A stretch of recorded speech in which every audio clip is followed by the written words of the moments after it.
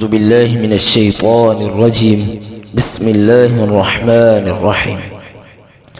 لا أقسم بهذا البلد وأنت حل بهذا البلد ووالد وما ولد لقد خلقنا الإنسان في كبد أيحسب أن لن يقدر عليه أحد يقول أهلكت مالا لبدا أيحسب أن لم يره أحد ألم نجعل له عينين ولسانا وشفتين وهديناه النجدين فلاقتحم العقبة وما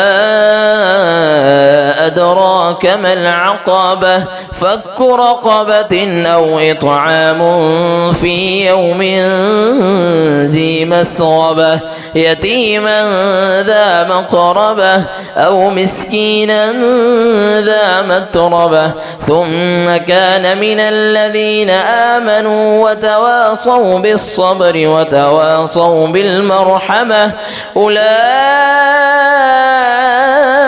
أصحاب الميمنة والذين كفروا بآياتنا هم أصحاب المشأمة عليهم نار مؤصدة.